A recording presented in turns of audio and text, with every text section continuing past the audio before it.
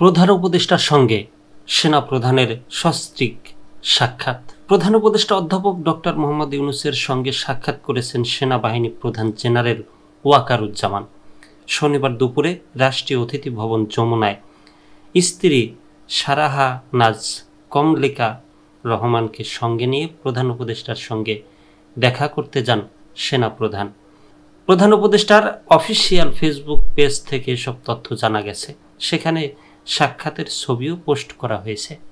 Facebook পোস্টে বলা হয়েছে, পবিত্র ঈদুল আজহা উপলক্ষে আজ শনিবার দুপুরে রাষ্ট্রীয় অতিথি ভবন যমুনায় প্রধান উপদেষ্টা ডক্টর মোহাম্মদ ইউনূসের সঙ্গে সস্ত্রীক সাক্ষাৎ করেছেন সেনাপ্রধান জেনারেল ওয়াকারুজ্জামান। এদিকে দুপুরে রাষ্ট্রীয় অতিথি ভবন যমুনায় প্রধান উপদেষ্টার সঙ্গে নৌবাহিনী প্রধান অ্যাডমিরাল এম নাজমুল হাসানও সস্ত্রীক সাক্ষাৎ করেছেন। তাদের সাক্ষাতের ছবিও প্রধান উপদেষ্টার অফিসিয়াল ফেসবুক পেজে পোস্ট করা হয়েছে।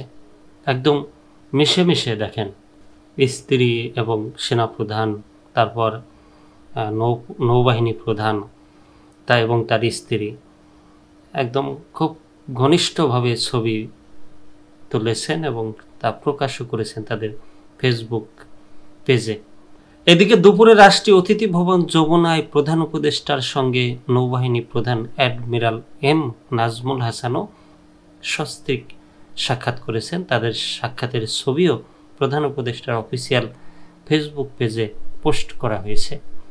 এর আগে সকালে জাতীয় ঈদগাহে ঈদুল আজহার প্রধান জামাত শেষে মুসল্লিদের সঙ্গে ঈদের শুভেচ্ছা বিনিময় করেন প্রধান উপদেষ্টা অধ্যাপক ডক্টর মোহাম্মদ ইউনূস। এ সময় তিনি দেশের শান্তি ও কল্যাণ কামনায় সবার কাছে দোয়া চান।